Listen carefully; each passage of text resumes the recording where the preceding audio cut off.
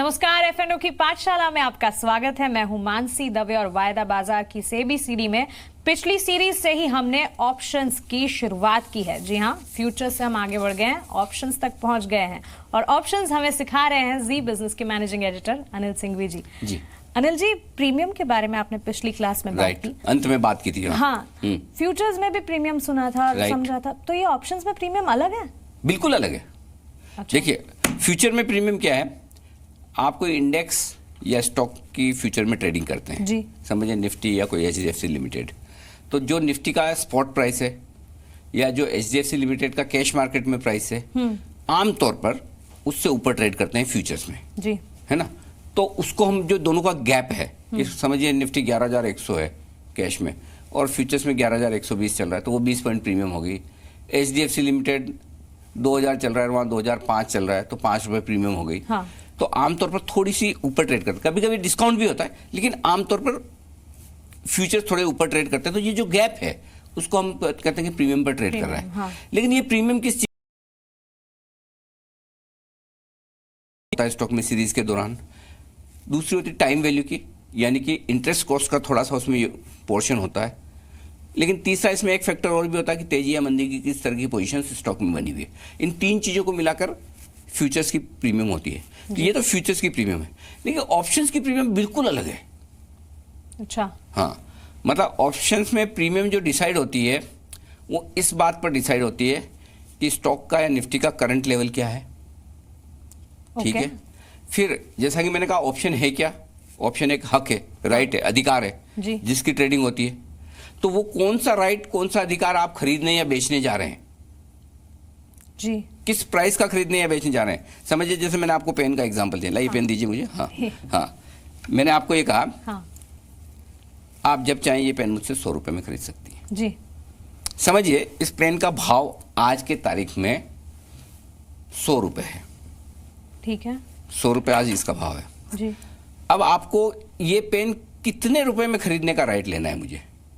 क्या ये राइट आपको 90 रुपए का चाहिए, 80 रुपए का चाहिए, या आपको कम प्राइस का चाहिए, या ज्यादा प्राइस का चाहिए? अब मैं खरीद रही हूं तो मुझे कम प्राइस, है ना। तो बेसिकली यही कि आप, पॉइंट वही है कि जब आप ऑप्शन लेते हैं तो आप किस प्राइस का ऑप्शन लेते हैं इस पर डिपेंड करता है। ठीक है, तो उसके बेसिस पर ऑप्शन का प्राइस डिसाइड होता है, प्रीमियम डिसाइड होता है। ऑप्शन, आमतौर पर ऑप्शन की प्राइस और ऑप्शन का प्रीमियम सेम चीज मानी जाती है। मैं आगे विस्तार से आपको समझा दूंगा, चिंता मत करें, अभी ना समझ में आ रहा है कोई बड़ी बात नहीं। लेकिन एक चीज समझ लीजिए, अभी आपको इतना ही समझना है, जो ऑप्शन की प्रीमियम है वो फ्यूचर्स की प्रीमियम या डिस्काउंट से बिल्कुल अलग है।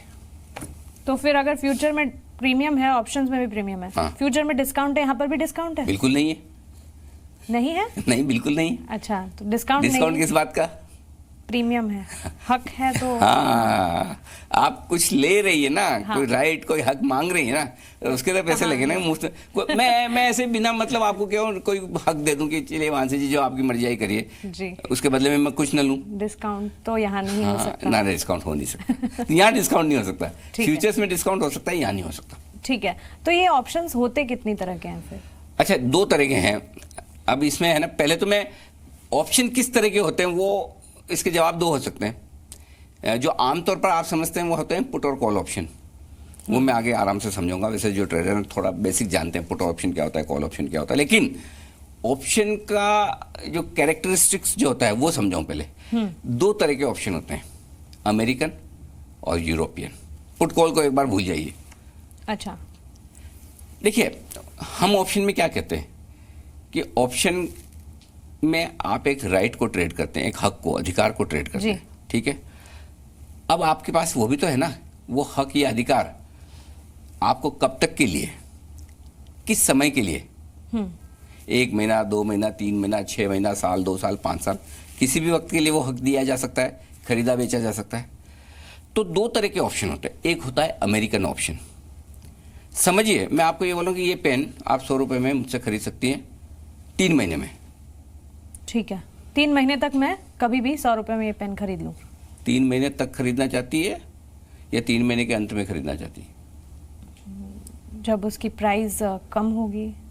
दोनों से एक बताइए आप, 3 महीने के अंत में खरीदना है या 3 महीने के भीतर कभी भी खरीदना है? 3 महीने के भीतर कभी भी। ठीक है, आप अमेरिकन हैं। ठीक है, अमेरिकन ऑप्शन ये है जो आपको ये अधिकार देता है कि जो समय है उसके भीतर कभी भी आप कभी भी वो अधिकार अपना इस्तेमाल कर सकती है। उसको हम अमेरिकन ऑप्शन कहते हैं। और यूरोपियन ऑप्शन वो होते हैं, अब मैं समझ गई, जो उस अवधि के अंत में ही आपको अधिकार देता है कि जब 3 महीने खत्म हो रहे हैं उस आखिरी दिन आप डिसाइड कर लीजिए आपको 100 रुपए में पेन चाहिए या नहीं चाहिए। अच्छा, क्लियर है? तो इसमें मतलब फायदेमंद कोई ऑप्शन है ऐसा? फायदे नुकसान की बात नहीं है। देखिए, अमेरिकन ऑप्शन ये है जो अवधि के दौरान कभी भी आप उसका इस्तेमाल कर सकते हैं, जिसको हम इंग्लिश में कहते हैं एक्सरसाइज कर सकते हैं। और यूरोपियन ऑप्शन वो है जो एक ही बार अवधि के अंत में। तो जाहिर सी बात है जो यूरोपियन ऑप्शन है उनकी कीमत थोड़ी कम होगी, है ना, कि आपको हर वक्त अधिकार नहीं है ना, अंत में है। और अमेरिकन ऑप्शन जो होते हैं उनकी कीमत थोड़ी सी ज्यादा होती है। कभी भी आप अच्छा, इसको याद रखने का तरीका बताता हूँ आपको, एकदम बहुत ईजी है। नहीं तो आप हमेशा कंफ्यूज हो गए हम कौन सा वाला करते हैं, अमेरिकन करते हैं, यूरोपियन करते हैं, समझ में नहीं आएगा। हिंदुस्तान में हम जो अभी ऑप्शन ट्रेड कर रहे हैं, शुरुआत में ये अमेरिकन ऑप्शन थे। आज की तारीख में जितने वायदा कारोबार में हमारे जो ऑप्शन ट्रेड होते हैं वो यूरोपियन होते हैं। मतलब अवधि के अंत में ही आप एक्सरसाइज कर सकते हैं। ठीक है, ट्रेड आप कर सकते हैं पूरी सीरीज के दौरान, बीच बीच में ट्रेडिंग में मनाही नहीं है। लेकिन अगर आपको उस ऑप्शन को एक्सरसाइज करना है, उस अधिकार का इस्तेमाल करना है, वो कैसे किया जाता है वो भी मैं आगे बताऊंगा। तो वो आप अवधि के अंत में ही कर सकते हैं, यानी कि सीरीज की एक्सपायरी पर ही कर सकते हैं। और अब इसको याद करने का आसान तरीका बताऊं। अमेरिकन ऑप्शंस क्या है, कभी भी आप इस्तेमाल कर सकते हैं। यूरोपियन क्या है, अंत में करते हैं। अमेरिकन शुरू होता है ए से, ए मतलब एनी टाइम। यूरोपियन शुरू होता है ई से, ई मतलब एंड। सर क्या फंडा सिखाया आपने? मैं ऐसे ही सीखा हूँ बड़ी मुश्किल से, पहले इतना कंफ्यूज रहता था। आप बिलीव नहीं करें, अमेरिकन है, यूरोपियन है, हम समझ में नहीं आता कौन सा वाला है, कौन सा वाला, कौन से में कभी भी कर सकते हैं। फिर एक दिन ऐसे शांति से बैठा, सोचा A for American any time, E for European and, खत्म। सिंपल है, ये अब नहीं भूलेंगे आप पक्का। बिल्कुल नहीं, A for American any time, अवधि में कभी भी आप एक्सरसाइज कर सकते हैं, और ई फॉर यूरोपियन एंड में। तो आपकी मेहनत हमें तो सीधा पता चल गया है। और ये हो सकता है सिर्फ और सिर्फ FNO की पाठशाला में जी बिजनेस के साथ। ये सब मुश्किल चीज है ना। तो इसमें क्या है कि आपको ये चीजें पता होनी चाहिए कि प्रैक्टिकल तरीके से इनको कैसे आसानी से याद रखें। हाँ। तो ये तो ऑप्शन के ऐसे तरीके हैं, लेकिन जो तरीके आप सीखना चाहते हैं, हाँ। और जो हमारे व्यूअर्स भी सीखना चाहते हैं उनको थोड़ा हम आगे बताएंगे, वो होते हैं कॉल और पुट ऑप्शन। अनिल जी, दिक्कत इसलिए होती है क्योंकि कंफ्यूज हो जाता है। हाँ। थोड़ा सा ये, लेकिन ऐसे फंडा अगर हो तो फिर अब तो याद ही रह जाएगा। तो चलिए आगे, ऐसे बहुत सारे फंडाज हैं, ऐसे बहुत सारे क्लासेस हैं, कॉन्सेप्ट्स भी बहुत सारी, ऑप्शन की पाठशाला शुरू हो गई है। आप बने रहे हमारे साथ। नमस्कार।